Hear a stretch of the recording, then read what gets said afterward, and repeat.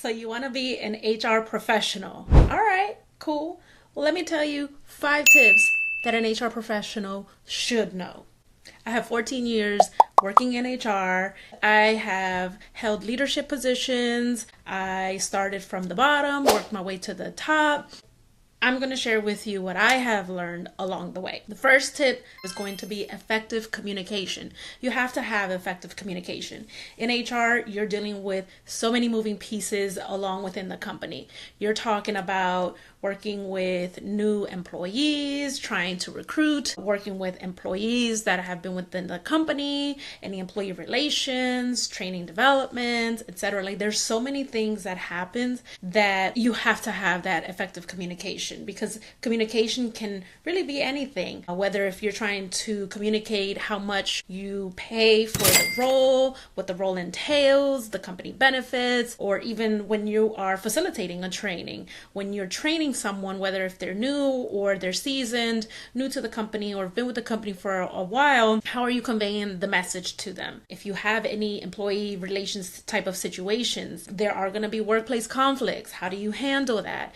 How do you deal with managers who are not doing what they're supposed to do? You're going to just run into a lot of different things. This is why you need to have effective communication. You need to be able to describe policies, workplace procedures, etc. effectively and correctly. There's so many reasons why you're going to need to develop effective communication. You have to practice active listening. Active listening in HR is going to be very important because, like I mentioned, you're going to have those workplace relations, employee relations situations that are going to require you to listen, because as an HR professional, we wear many hats. We're career coaches, problem solvers, psychologists, counselors, everything, you name it. That's what we do. You got to be able to know how to use nonverbal communication concisely, because that's another thing. You eventually learn how to read people, but you also have to be mindful about your body language. So if you ever are dealing with an employee situation that is a tough one, you don't want to use certain faces and certain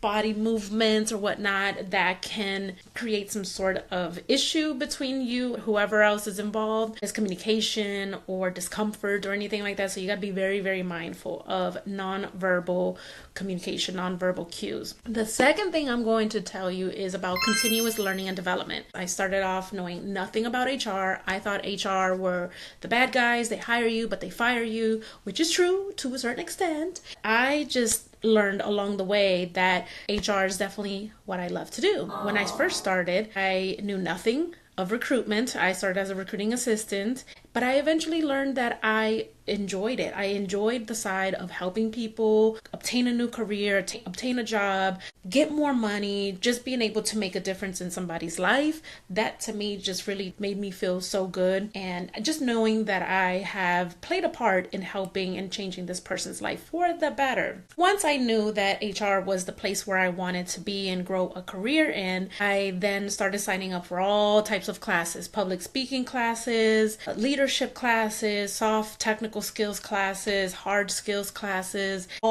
just developmental classes. And then eventually I obtained my SHRM certification, which is a certification for HR professionals obtained through the Society of Human Resources Management, which is a global club organization where we're all members and we're learning just about everything HR. We're keeping up with trends.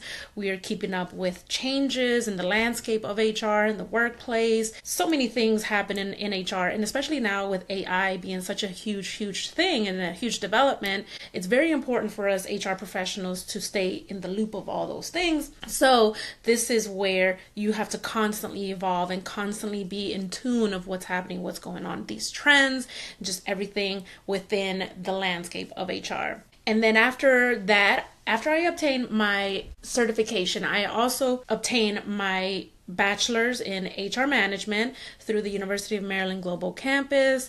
That also looks good. It reflects great on paper because it shows that I invested in my education. I invested in myself. Also, the employers where I worked at have also contributed in financially paying for my education. Another great way to take advantage and leverage those employers that you're working with, especially if you know that they'll pay for your education, take advantage of that, because I definitely did. And that's how I have been able to obtain my degree, obtain my certifications without having to pay, or I've paid, but very little. Don't stop learning. Don't stop growing, because you could be at an executive level in HR, but trust and believe you do not know everything.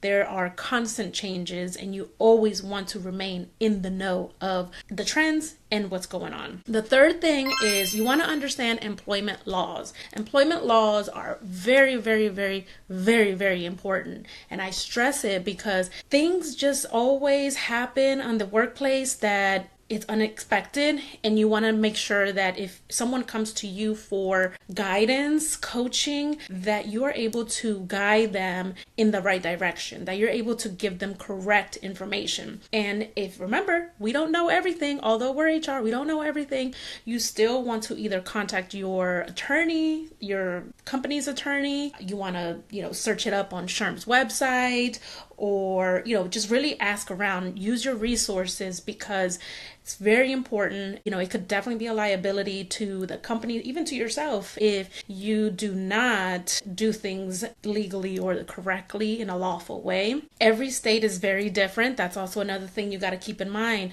What happens in Maryland is not going to be treated the same in Virginia. It's not going to be treated the same in California. It's not going to be treated the same in New York. Every state, and even sometimes counties, have very different laws around employment. So you want to make sure that you understand your state's laws. Very, very, very important. The fourth thing I will say is you want to build strong relationships. What do those relationships look like? They are either within your company where you work, or even outside of the company. You want to network with people.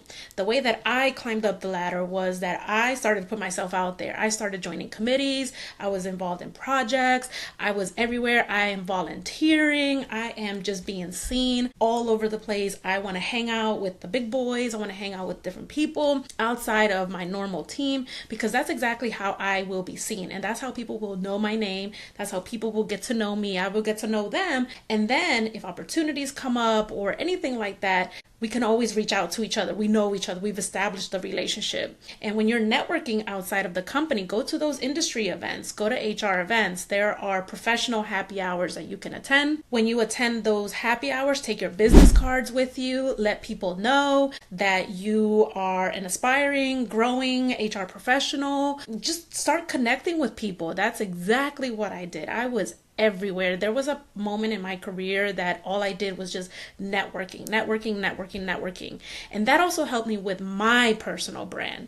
And let me tell you something about your personal brand. In HR, you need it. And you might think, well, we're not marketing, so why do I need a brand? You still need it, because HR, remember, we wear multiple hats. We are a marketer. We are a human resources person. Sometimes we're accounting. Sometimes we're IT. Sometimes it doesn't matter. We do it all. So you want to make sure that you build those strong relationships with those people. As an HR professional, you want to show empathy. Empathy is very important as an HR professional, because you are dealing with people's lives, and things happen. People lose family members. People may have to get laid off, lose their jobs. So many unfortunate things happen in the workplace or around the workplace. So you want to make sure you're always empathetic with people when situations like that happen. And it's very important that HR, you're not a gossipy type of person. That is rule number one. No gossiping. Confidentiality is very, very, very important. You do not want to ruin your reputation, especially as an HR professional, that you've got loose lips. Just saying. The last tip that I'm going to share with you is going to be strategic thinking. Strategic thinking is going to be very important, because as HR has been changing around in the landscape of the workplace, we are now strategic thinkers. We are sitting at those tables with the executives where they're asking us, what should we do to help to move the company forward? We're talking about employee culture. How do we engage our employees? Are they happy? Are they satisfied? Are we competitive with our competition? Do we need to do more? Are we doing great? Are we doing way too less? Like, what is happening? We need to look at those numbers, the data. Why are people leaving? Are they leaving because they're going for more money? Are benefits better somewhere else? Is it flexibility, work-life balance? What are the reasons why people are leaving us? And these are things that HR gathers. All of the data is gathered through us. I'm telling y'all, it's a lot of work, but it is very exciting because every day is very different. So you're not going to do the same thing every day unless you're, of course, focused on one specific area of HR. Being a strategic thinker means that you are looking at what is happening now and you're looking ahead. If there is an issue happening, going on within your company, you now have to look at that and how can we solve that problem. You are a solution-oriented person. We are helping these companies. We are no longer the paper pusher, the admin behind the scenes. We are now front-facing, sitting at the table with the big dogs, making those big decisions. So you have to know how to be able to give forward-thinking advice, innovative thinking, forward-thinking advice, and so many different things. You always want to keep the company's mission and the vision in mind because that's what's going to help guide everyone in the right direction. You also want to help develop HR initiatives that can help to support those company goals. So if it's around, let's say, compensation, maybe you all did an analysis and you looked at everyone's compensation within the company and you started to notice that there were some people that were being paid way below standard or even minimum wage for your state or whatever it is. There could be some sort of oopsie little error happening there. So now you have to come up with a compensation plan of how are we going to bring everyone back up to standard? We need to give these people pay raises. What about those people that are already getting paid well or at standard? What are we doing with them, etc., etc.? You also have to look at cost of living. Are we keeping up with cost of living? Are we under cost of living? Inflation is at an all-time high. We got to keep up with those things. These are a lot of things that we have to keep in mind, and trust me, it is a lot of work. You have to use data to inform yourself and also inform the organization as to how we're going to move forward. We are in 2024 today. How are we going to look in 2025, 26, 27, and 30? Are you using AI, artificial intelligence? If not, how can you implement artificial intelligence?